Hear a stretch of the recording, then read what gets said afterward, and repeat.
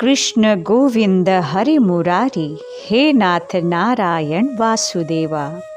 सफला एकादशी की व्रत कथा आइए हम सभी श्रवण करते हैं। युधिष्ठिर जी ने पूछा, स्वामिन, पौष मास के कृष्ण पक्ष में जो एकादशी होती है उसका क्या नाम है, उसकी क्या विधि है तथा उसमें किस देवता की पूजा की जाती है, यह बताइए। भगवान श्री कृष्ण ने कहा, राजेंद्र, बड़ी बड़ी दक्षिणा वाले यज्ञों से भी मुझे उतना संतोष नहीं होता जितना एकादशी व्रत के अनुष्ठान से होता है। पौष मास के कृष्ण पक्ष में सफला नाम की एकादशी होती है।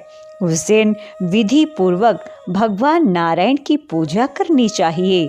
जैसे नागों में शेष नाग, पक्षियों में गरुड़ तथा देवताओं में श्री विष्णु जी श्रेष्ठ हैं, उसी प्रकार संपूर्ण व्रतों में एकादशी तिथि श्रेष्ठ है।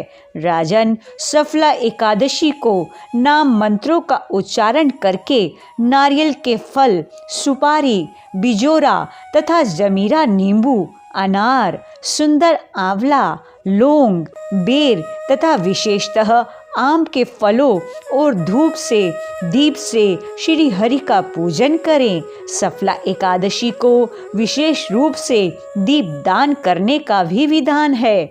रात को वैष्णव पुरुषों के साथ जागरण करना चाहिए। जागरण करने वाले को जिस फल की प्राप्ति होती है वह हजारों वर्ष तपस्या करने से भी नहीं प्राप्त होती। नृपश्रेष्ठ, अब सफला एकादशी की शुभ कारिणी कथा सुनो।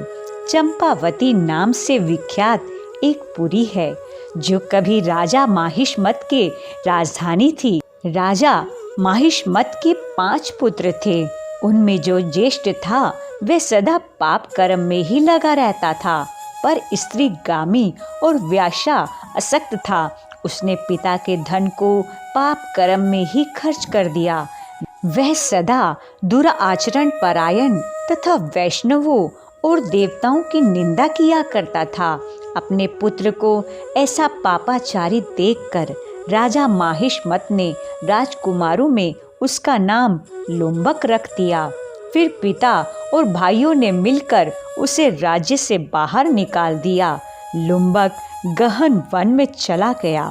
वहीं रहकर उसने पराए समूचे नगर का धन लूट लिया।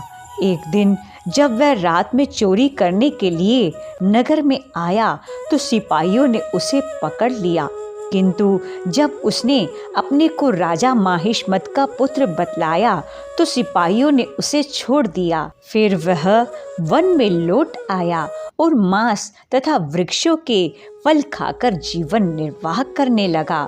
उस दुष्ट का विश्राम स्थान पीपल वृक्ष के निकट था।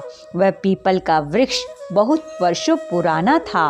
उस वन में वह वृक्ष एक महान देवता माना जाता था। पाप बुद्धि लुम्भक वहीं निवास करता था। एक दिन किसी संचित पुण्य के प्रभाव से उसके द्वारा एकादशी के व्रत का पालन हो गया। पौष मास में कृष्ण पक्ष की दशमी के दिन पापाइष्ट लुम्बक ने वृक्षों के फल खाए और वस्त्रहीन होने के कारण रात भर जाड़े का कष्ट भोगा। उस समय ना तो उसे नींद आई और न आराम ही मिला। वह निष्प्राण सा हो रहा था। सूर्योदय होने पर भी उसको होश नहीं आया। सफला एकादशी के दिन भी लुम्बक बेहोश पड़ा रहा। दोपहर होने पर उसे चेतना प्राप्त हुई। फिर इधर उधर दृष्टि डालकर वह आसन से उठा और लंगड़े की भांति लड़खड़ाता हुआ वन के भीतर को गया।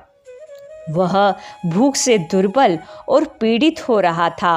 राजन, लुम्बक बहुत से फल लेकर जब तक विश्राम स्थल पर लौटा तब तक सूर्यदेव अस्त हो गए। तब उसने उस पीपल वृक्ष की जड़ में बहुत से फल निवेदन करते हुए कहा, इन फलों से लक्ष्मीपति भगवान विष्णु संतुष्ट हो। यूं कहकर लुम्बक ने रात भर नींद नहीं ली। इस प्रकार अनायास ही उसने इस व्रत का पालन कर लिया। उस समय सहसा आकाशवाणी हुई, राजकुमार तुम सफला एकादशी के प्रसाद से राज्य और पुत्र प्राप्त करोगे। बहुत अच्छा कहकर उसने वह वरदान स्वीकार किया। इसके बाद उसका रूप दिव्य हो गया। तब से उसकी उत्तम बुद्धि भगवान विष्णु के भजन में लग गई।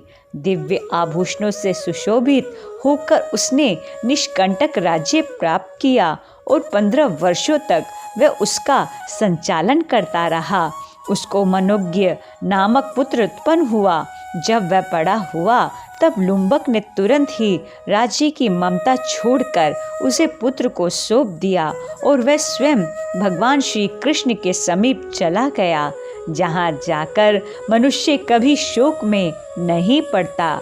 हे राजन, इस प्रकार जो सफला एकादशी का उत्तम व्रत करता है वह इस लोक में सुख भोग कर मरने के पश्चात मोक्ष को प्राप्त होता है। उन्हीं का जन्म सफल है। महाराज, इसकी महिमा को पढ़ने, सुनने तथा उसके अनुसार आचरण करने से मनुष्य राजसूय यज्ञ का फल प्राप्त करता है। अतः प्रयत्न पूर्वक एकादशी व्रत का अनुष्ठान करना चाहिए और दूसरों को भी प्रेरित करना चाहिए। एकादशी व्रत ऐसा है जिससे हमारे जन्म जन्मांतर के पाप नष्ट हो जाते हैं और हम श्री हरि की कृपा को प्राप्त करते हैं। गोविंद की प्यारी एकादशी पापों को मिटाती एकादशी, पुण्यों को बढ़ाती एकादशी, वैष्णव की प्यारी एकादशी, हरि से है मिलाती एकादशी। एकादशी एकादशी व्रत की इस कथा को, इस महिमा को आप अवश्य आगे भी जरूर शेयर कीजिएगा। जुड़े रहिए प्रभु की प्रीति YouTube चैनल से। जय श्री कृष्णा, जय मदन गोपाल।